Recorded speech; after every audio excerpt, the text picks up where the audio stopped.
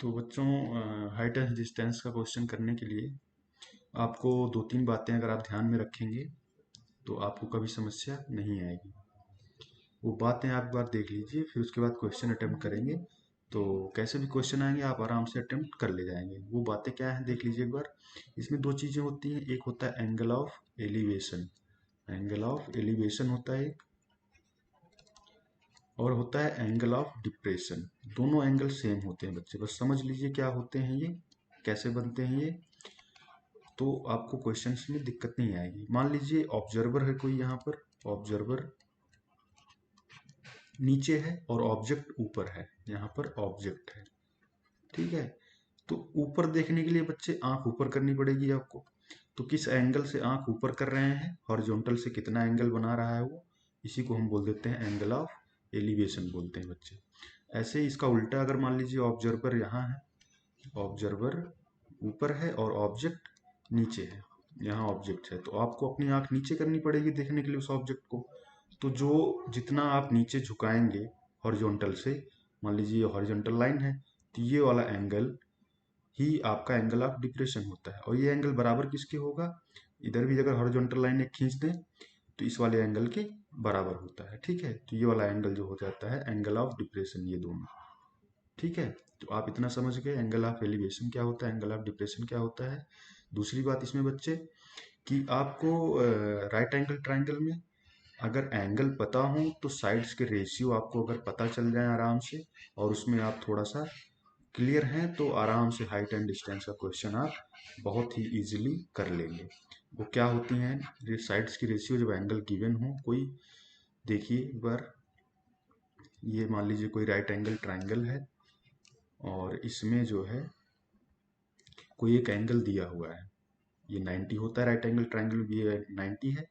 बाकी ये मान लीजिए आपको 30 गिवन है, तो आपको पता है कि 30 के सामने जो साइड है वो 1, और बेस उसके करस्पॉन्डिंग √3, और जो हाइपोटेन्यूज होगा 2 होगा।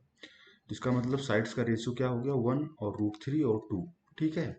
ऐसे 60 अगर गिवन हो, ये होता कैसे वो भी दिखा देंगे अभी आपको हम। ये मान लीजिए अगर 60 गिवन होता तो इसके सामने वाली साइड मतलब एल्टीट्यूड जो होगा वो √3 हो जाएगा, और बेस जो हो जाएगा 1 हो जाएगा, और हाइपोटेन्यूज 2 हो जाएगा। ये साइड्स की रेशियो होती है। कैसे होती है, कोई सा भी एक एंगल आप ले लीजिए, मान लीजिए यहाँ 30 डिग्री है एंगल, तो आप tan 30 लेंगे, tan 30 क्या होता है, tan 30 होता है 1/√3।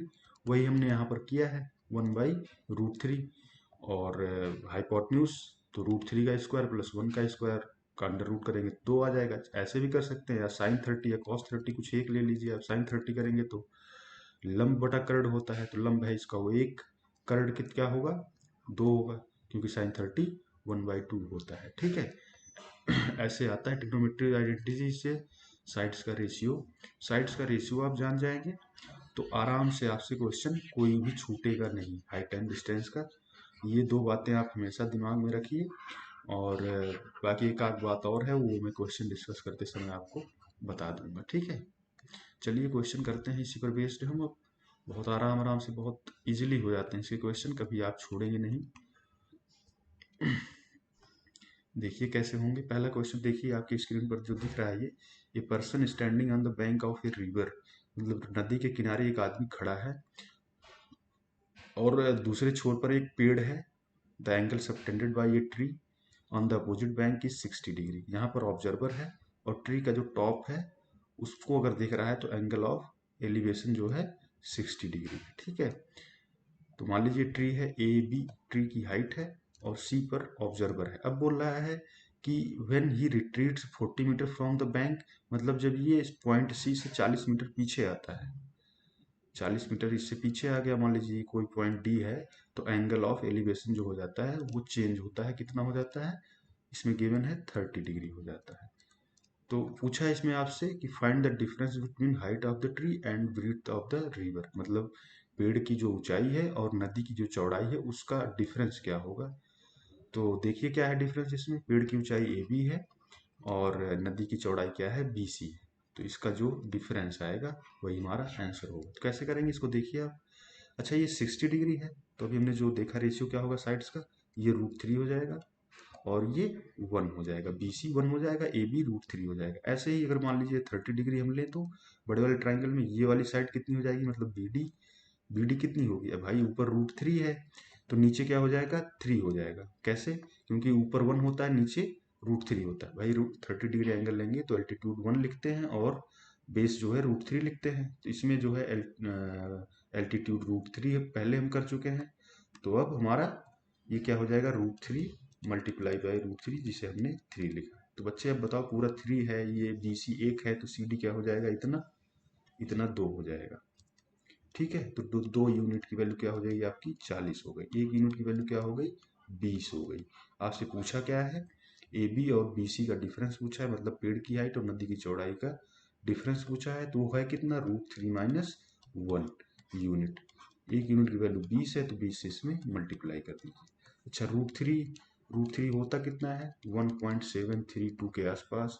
√2 क्या होता है, 1.414 के आसपास होता है।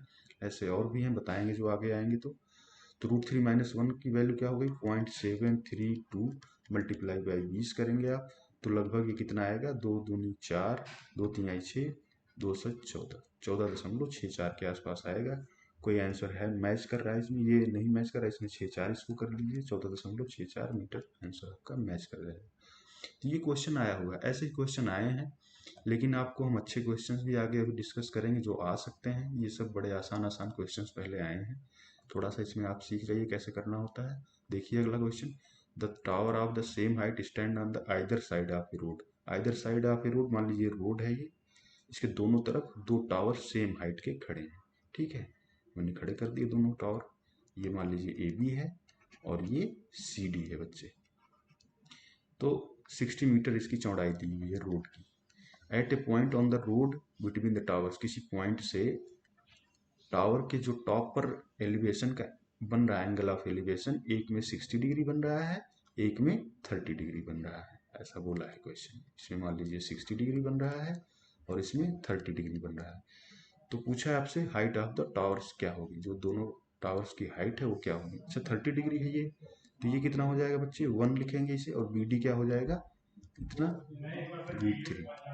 ठीक है, ऐसे 60 डिग्री है तो ये क्या हो जाएगा, √3 हो जाएगा इसमें, और ये BE बोल लीजिए इसको, DE जो हो जाएगा 1 हो जाएगा। लेकिन दोनों टावर्स की हाइट सेम है तो सेम कर लीजिए, इधर √3 है, इधर भी √3 करेंगे आप, √3 से मल्टीप्लाई कर दीजिए इधर, और इधर भी नीचे भी आपको √3 से मल्टीप्लाई करना होगा, क्योंकि रेशियो है साइड्स की।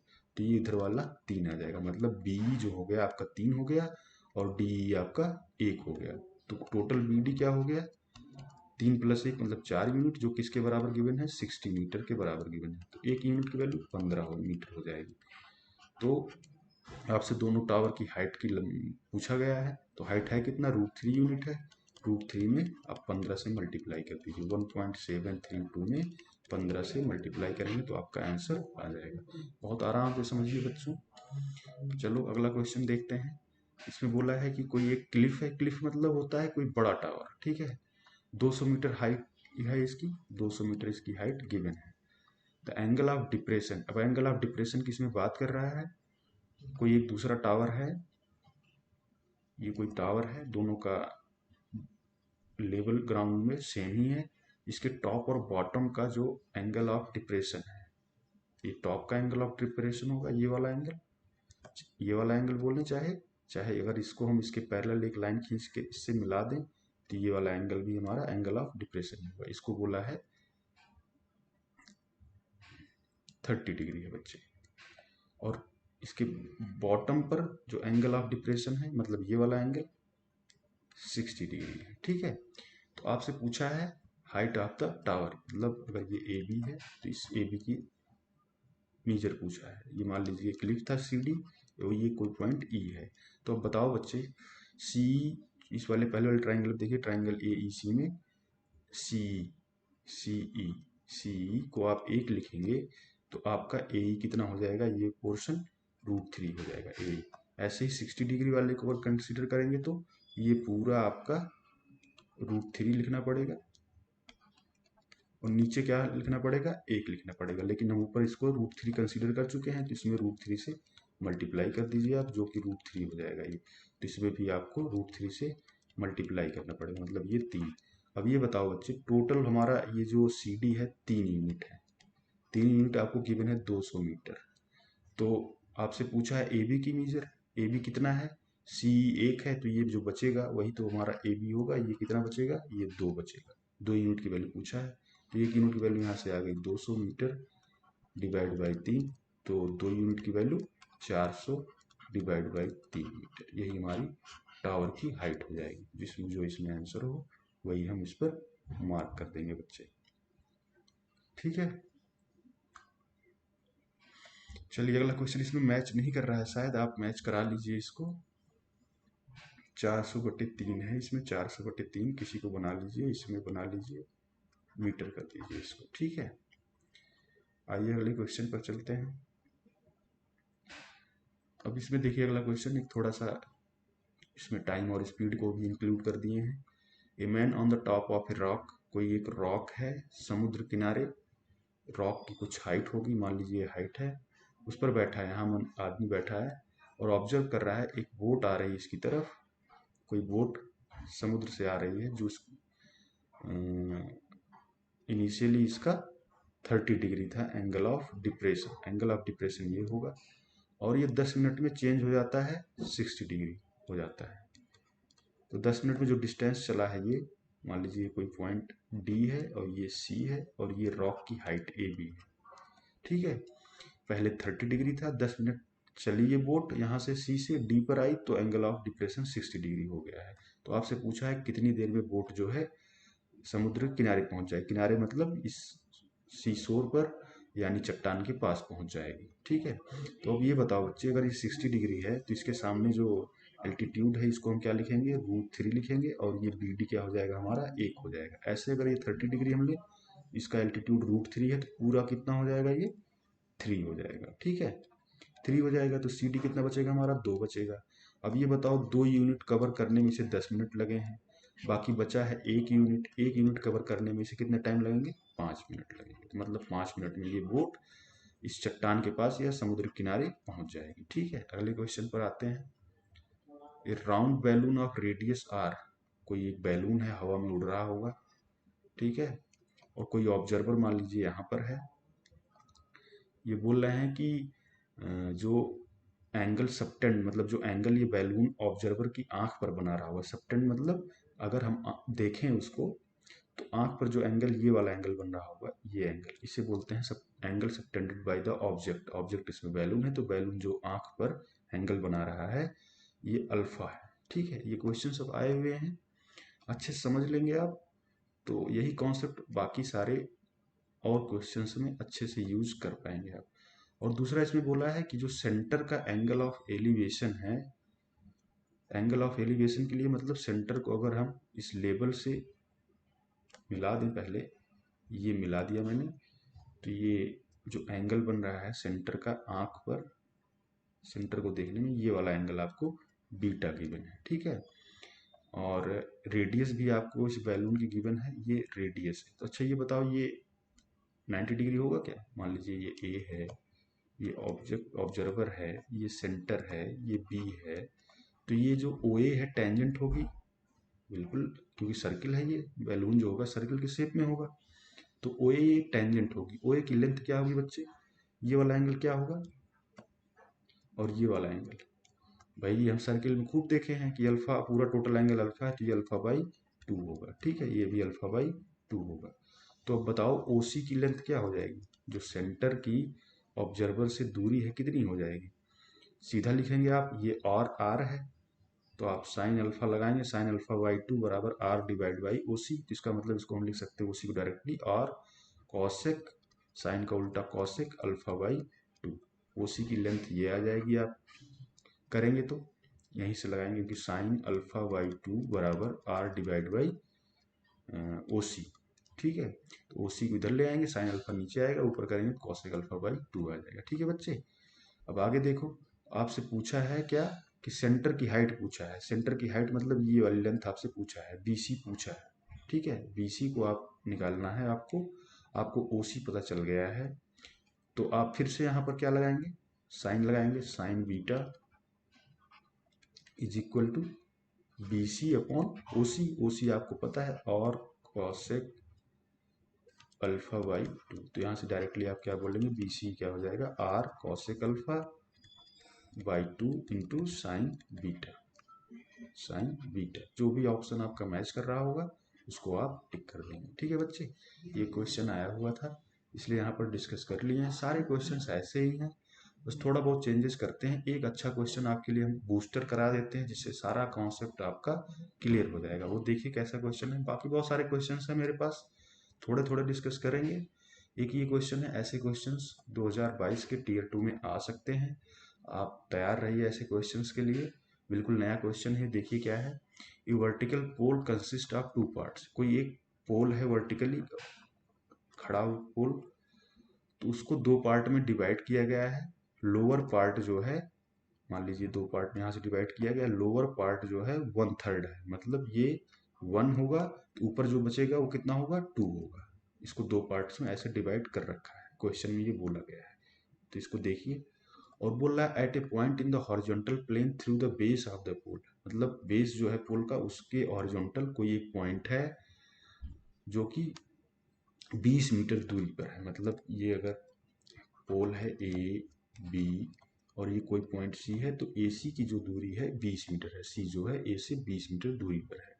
The upper part of the pole subtends an angle. Subtends an angle मतलब बच्चे ना एंगल ऑफ एलिवेशन ना एंगल ऑफ डिप्रेशन नहीं होता है। सबटेंड्स एन एंगल मतलब ये जो अपर पार्ट है, जैसे बैलून में हम देखे थे, बैलून में देखे थे ऑब्जर्वर पर ये सबटेंड, ये वाला एंगल हम देखे थे, वैसे ये जो पूरा पोर्शन होगा, ये ऑब्जर्वर की आंख पर जो एंगल बना रहा है, मान लीजिए ये थीटा है, तो इसमें ये tan थीटा आपको गिवन है, क्या है, 1/2 है। ये क्वेश्चन का आप स्क्रीनशॉट ले लीजिएगा, एक बार ट्राई करिएगा, फिर सोल्यूशन देखेंगे तो और अच्छे से समझ में आएगा आपको। ये आपको जो एंगल सबटेंड कर रहा है, तीन एंगल की बात की है हम, एक एंगल ऑफ एलिवेशन, एक डिप्रेशन, इसको हिंदी में बोलते हैं उन्नयन कोण, इसको अवनमन कोण, और एक होता है सबटेंड। सबटेंड मतलब कितना एंगल बन रहा है ऑब्जर्वर की आंख पर उस पोर्शन से, जिस पोर्शन की बात कर रहा है। ये मान लीजिए कोई पॉइंट डी था, तो ये बी डी पोर्शन जो है ऑब्जर्वर की आंख पर कितना एंगल बना रहा होगा। ठीक है, तो ये थीटा इसमें आपको गिवन है, क्या, tan थीटा 1/2। और बोला है आपसे कि the possible heights of the poles are, मतलब ये जो पूरा पोल है ए बी, इसकी पॉसिबल हाइट्स कितनी हो सकती है, इसमें ऑप्शन आपको दिए हुए हैं और वही आपको फाइंड आउट करना है बच्चे। इसको करेंगे कैसे, करने के लिए देखो, मान लीजिए ये एंगल आपका पूरा थीटा है, ये इतना थीटा है, इसको मान लीजिए पूरा बीटा है बच्चे। ठीक है, या इसको पूरा बीटा माने, एक काम करते हैं इसमें,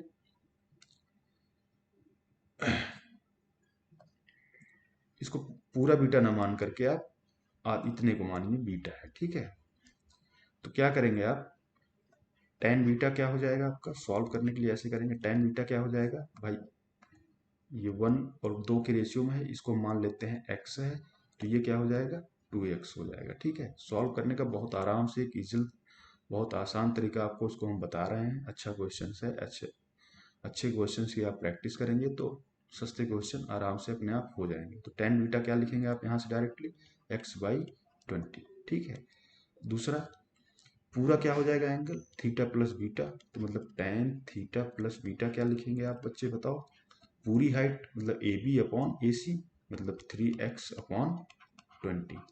ठीक है, आपसे पूछा क्या गया है, पूरे इस पोल की हाइट मतलब 3x की वैल्यू पूछी गई है। ठीक है बच्चे, इतना समझ में आया आपको, ठीक है, वेरी गुड। अब क्या करना है आपको, इसमें आपको tan थीटा की वैल्यू गिवन है, कितना है, 1/2 गिवन है, ये क्वेश्चन में गिवन है। ठीक है, तो आप tan थीटा को क्या लिख सकते हैं, tan थीटा को आप क्या लिख सकते हैं बच्चे बताओ, tan theta plus beta minus beta लिख सकते हैं क्या, बराबर tan थीटा लिख सकते हैं इसको, क्योंकि बीटा बीटा कैंसिल आउट हो जाएगा।